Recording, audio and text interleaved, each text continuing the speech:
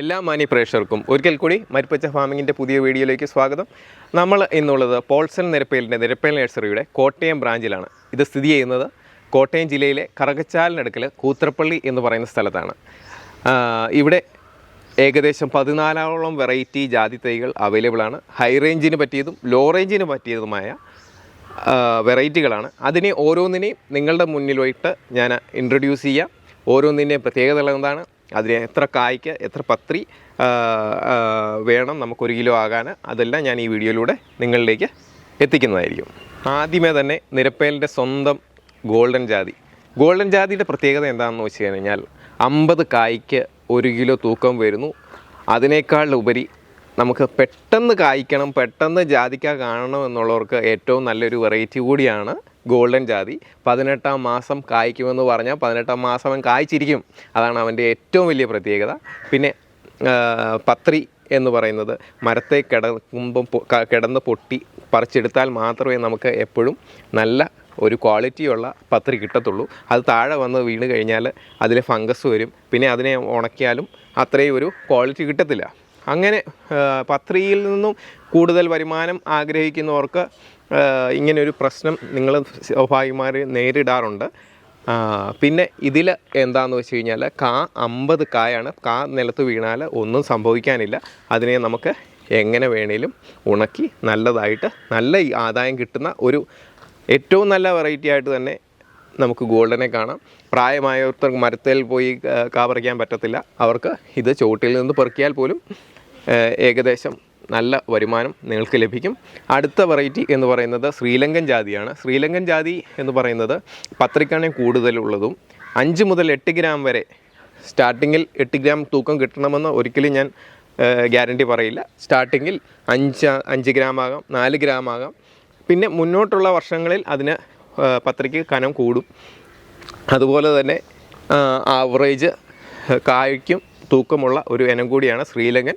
പിന്നെ ലോ റേഞ്ചിലെ ഏറ്റവും നല്ല ഇനങ്ങളിൽപ്പെട്ട കുറച്ച് ഇനങ്ങളെ പെടുന്ന ഒരു വെറൈറ്റി കൂടിയാണ് ശ്രീലങ്കൻ ജാതി.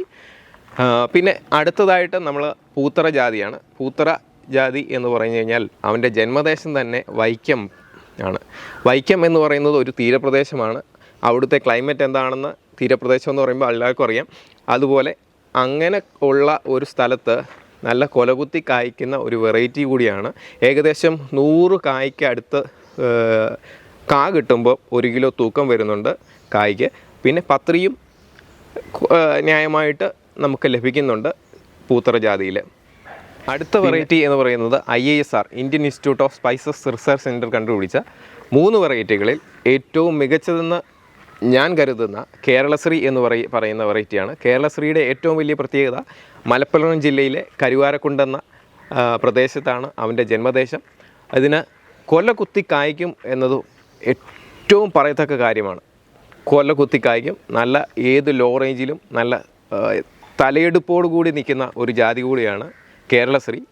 പിന്നെ IISRൻ്റെ മറ്റൊരു വെറൈറ്റിയാണ് വിശ്വശ്രീയെക്കുറിച്ച് പറഞ്ഞു കഴിഞ്ഞാൽ വളരെ ഒതുങ്ങി വളരുന്ന, അതൊരു ബുഷി ടൈപ്പായിട്ട് നിർത്താൻ പറ്റുന്ന ഒരു ചെടിയാണ്. നമുക്ക് സ്ഥലപരിമിതിയുള്ളവർക്ക് ഏറ്റവും അനുയോജ്യമായ ഒരു ചെടി കൂടിയാണ് വിശ്വശ്രീ.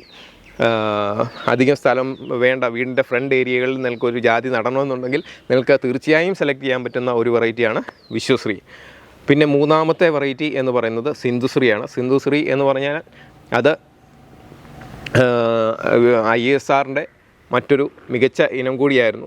വലിയ കായും വലിയ പത്രിയും. പക്ഷേ അതിൻ്റെ മദർ പ്ലാന്റ് ആന കയറി നശിപ്പിച്ചത് കാരണം IISRൻ്റെ കോഴിക്കോട്ടെ സെൻറ്ററിൽ നിന്നും ആ മദർ പ്ലാന്റ് നഷ്ടപ്പെടുകയും പിന്നെ ഇപ്പോൾ പ്രസൻ്റ്ലി നിരപ്പേൽ നഴ്സറിയാണ് ഏറ്റവും കൂടുതൽ തൈകൾ ഉൽപ്പാദിപ്പിച്ച് IISRന് പോലും നൽകുന്നത്. ഇനി നമുക്ക് മഞ്ഞപ്പത്രിയിലേക്ക് പോവാം. മഞ്ഞപ്പത്രി എന്ന് പറഞ്ഞു കഴിഞ്ഞാൽ ഇവൻ ഉണ്ടാകുമ്പം തന്നെ പത്രിയുടെ കളറ്, നമ്മൾ മറ്റുള്ള ജാതികൾക്ക് പത്രിയുടെ കളറ് ചുമപ്പാണെങ്കിൽ ഇതിൻ്റെ ജാതി പത്രിയുടെ കളറ് മഞ്ഞ കളറ് തന്നെയായിരിക്കും. ചിലർ എന്നോട് ചോദിക്കാറുണ്ട്, ഈ മഞ്ഞപ്പത്രി എന്ന് പറയുന്നത് നമ്മുടെ ചുമന്നത് ഉണങ്ങി ചില കളർ ചേഞ്ച് വരുന്നതിനെയാണോ മഞ്ഞപ്പത്രി? അല്ല, മഞ്ഞപ്പത്രി എന്ന് പറയുന്നത് ഉണ്ടാകുമ്പം തന്നെ മഞ്ഞ കളറായിരിക്കും. ഉണ്ടാകുന്ന സമയത്ത് പത്രിക്ക് നല്ല വെയിറ്റ് ഉണ്ട്. പിന്നെ ഇവനെ മഞ്ഞപ്പത്രി തന്നെയായിട്ട് കൊടുത്തു കഴിഞ്ഞാൽ അതിന് വാല്യൂ കൂടുതലുമുണ്ട്. പക്ഷേ അത് വൈഡ് റേഞ്ചിൽ ചെയ്താൽ മാത്രമേ ഒരു ബെനിഫിറ്റ് എന്ന് പറയാൻ പറ്റത്തുള്ളൂ. അടുത്ത നമുക്ക് മറ്റൊരു 2-3 വെറൈറ്റികളുണ്ട്. അത് ബ്രാൻഡഡ് ഇനങ്ങൾ എന്ന് നമ്മൾ വിശേഷിപ്പിക്കുന്ന മുണ്ടത്താനം പാലക്കാടൻ മലനിരകളിൽ ജനിച്ചതാണ്. പക്ഷേ നല്ല ഈൽഡ് ലോ റേഞ്ചിലും കിട്ടുന്നുണ്ട്, അതുപോലെ തന്നെ ഹൈ റേഞ്ചിലും കിട്ടുന്ന ഒരു വെറൈറ്റി കൂടിയാണ് മുണ്ടത്താനം ജാതി. മുണ്ടത്താനം കഴിഞ്ഞ് കഴിഞ്ഞാൽ നമുക്ക് കടുമാക്കം പാവാം. കടുമാക്കിനും ഈൽഡ് നമുക്ക് 3-ാം വർഷം കായ്ച്ചു തുടങ്ങുമെങ്കിലും ഏകദേശം 5-ാം വർഷം തൊട്ട് നല്ല ഒരു ഈൽഡ് കിട്ടിയിട്ടുണ്ട് ലോ റേഞ്ചിൽ. പക്ഷേ അവന് ഒരു ഹൈ റേഞ്ചിൽ ബെറ്റർ പെർഫോമൻസ് കാണിക്കാറുണ്ടെന്ന് ഒരുപാട് പേര് എൻ്റെ സുഹൃത്തുക്കൾ തന്നെ നമ്മളോട് പറഞ്ഞിട്ടുണ്ട്. പിന്നെ പുന്നത്താനം എന്ന് പറയുന്നത് എല്ലാവർക്കും അറിയാം, വളരെ ഫേമസ് ആയിട്ടുള്ള ഒരു ജാതിയാണ്. പക്ഷേ അതിനെ ലോ റേഞ്ചിൽ വെച്ച് കഴിഞ്ഞാൽ നമുക്ക് ആ ഒരു ഇത് കിട്ടുന്നില്ല. ഹൈ റേഞ്ചിലാണ് പുന്നത്താനം ജാതിക്ക് ഏറ്റവും മികച്ച ഈൽഡ് ലഭിക്കുന്നത്. പിന്നെ മഴത്തുള്ളികൾ പോലെ കായ്ച്ചു കിടക്കുന്ന നമ്മുടെ ഫാബ് ജാതി. അടിമാലി ഫാബ് എന്നാണ് ശരിക്കും അറിയപ്പെടാറ്. അതിനെ തന്നെ മൾട്ടി റൂട്ടായിട്ടും നിങ്ങൾ പലരും നേരത്തെ കണ്ടിട്ടുണ്ടായിരിക്കും. ഇതെല്ലാം ഒന്ന് തന്നെയാണ്. പക്ഷേ അടിമാലി ഫാബ് നമ്മുടെ ലോ റേഞ്ചിൽ കായ്ക്കാറുണ്ട്. പക്ഷേ വളരെ ചെറിയ കായും ചെറിയ പത്രിയും ചെറിയ കുരുവുമാണ്. ഒരുപാടെണ്ണം വേണ്ടി വരും നമുക്കൊരു കിലോ പത്രി ആക്കാൻ വേണ്ടി. ഇനി ബ്രാൻഡഡ് ഇനങ്ങളിൽ നമ്മൾ പരിചയപ്പെടാനുള്ളത് കൊച്ചുകുടി ജാതി. കൊച്ചുകുടി തൊടുപുഴയിലാണ് അവൻ്റെ ജന്മദേശം. ആവറേജ് കായും ആവറേജ് പത്രിയുമുള്ള ഒരു ഇനമാണ് കൊച്ചുകുടി ജാതി. എല്ലാവർക്കും ഒരു സക്സസ് റേറ്റ് ആയിട്ട് ആരും പറഞ്ഞ് ഞാൻ കേട്ടിട്ടില്ല. ചിലർക്ക് നല്ല ഈൽഡ് കിട്ടാറുണ്ട്. അതുപോലെ തന്നെ മറ്റ് 2 വെറൈറ്റികളൂടെ പറയാം. കിണറ്റുകരയും പിന്നെ കിണറ്റുകരയുണ്ട്. കിണറ്റുകര നമ്മുടെ കാഞ്ഞിരപ്പള്ളിയിലാണ് അവരുടെ മെയിൻ പ്രൊഡക്ഷനും അതിൻ്റെ ജന്മവും. എങ്കിലും ലോ റേഞ്ചിൽ മുൻകാലങ്ങളിൽ ആ ഒരു വെറൈറ്റി മാത്രം ഉണ്ടായിരുന്നുകൊണ്ട് വളരെ നല്ല ഒരു ഈൽഡ് കിട്ടിയിരുന്ന ഒരു വെറൈറ്റി ആയിരുന്നു. പക്ഷേ ഇപ്പം നല്ല നല്ല വെറൈറ്റികൾ മുന്നിലോട്ട് വന്നപ്പോൾ കിണറ്റുകര അല്പം പുറകിലോട്ട് പോകേണ്ടി വന്നു. ഇനി നമ്മുടെ ജാതി തൈകളുടെ വില ഒന്ന് നിങ്ങളെ അറിയിക്കാം.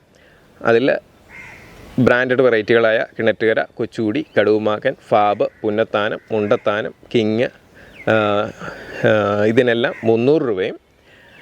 പിന്നെ കേരളശ്രീ, വിശ്വശ്രീ, സിന്ധുശ്രീ, ഗോൾഡൻ, ശ്രീലങ്കൻ, മഞ്ഞപ്പത്രി, KU പൂത്ര ഇതെല്ലാം 400 രൂപയ്ക്കുമാണ് നിരപ്പേൽ നഴ്സറിയുടെ എല്ലാ ഔട്ട്ലെറ്റുകളിൽ നിന്ന് നിങ്ങൾക്ക് ലഭിക്കുക.